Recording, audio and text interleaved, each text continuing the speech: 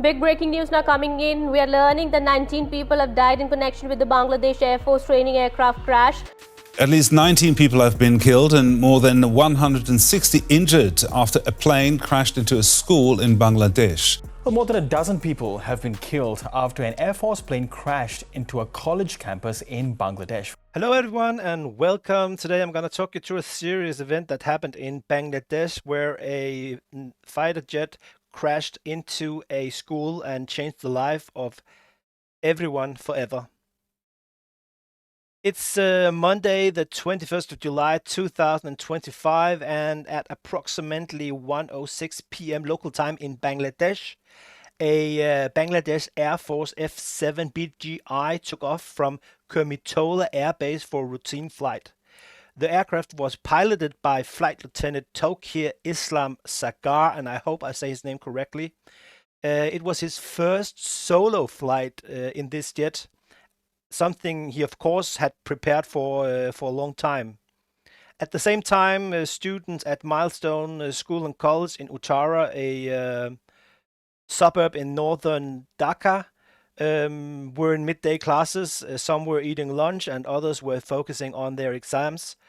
Everything was a normal day until the moment the jet veered off course and made a fatal descent into the campus.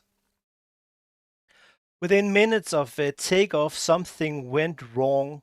Mechanically or technical failure is suspected, though the investigation is of course ongoing and will be ongoing for quite some time. Witnesses described a loud boom and a flash, and the jet spiraled down and crashed directly into the canteen at the school.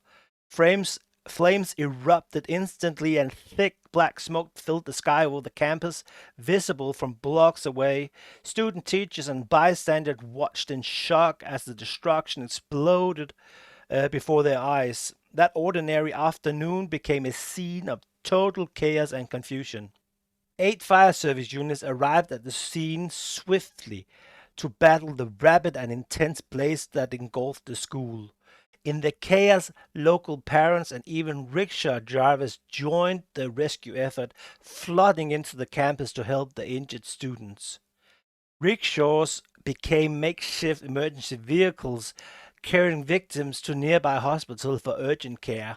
Teachers and staff did their best to guide students to safety amidst the wreckage and smoke. Tragically, 19 people at least have lost their lives. That including the pilot, Flight Lieutenant Sagar, and several students and teachers. Over 164 individuals were injured. Most of them were school children, many of whom sustained serious burns.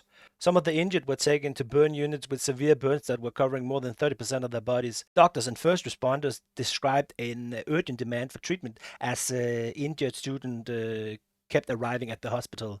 The investigation is ongoing and it will be looking at whether mechanical failure or pilot error or a third factor would have contributed to the crash.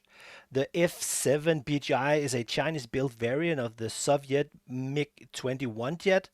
So it's an old airframe, but these planes were first supplied to Bangladesh between 2011 and 2013.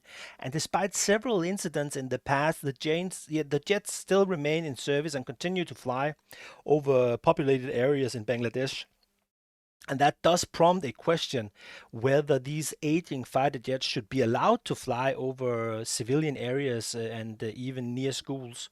Following the crash, Bangladesh has declared the 22nd of July a national day of mourning.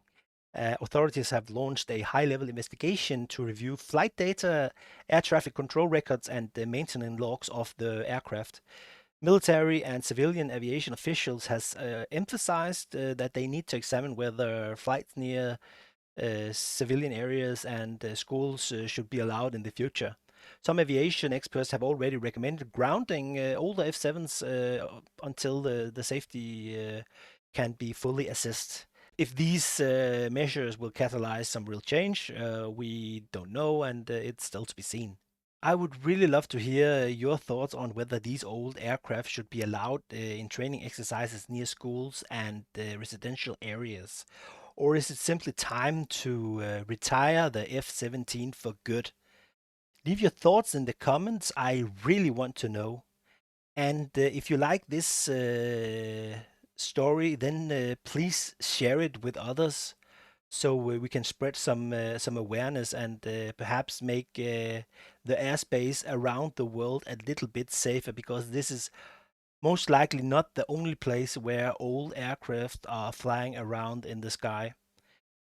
Thank you for staying tuned so long, and until next time, stay safe.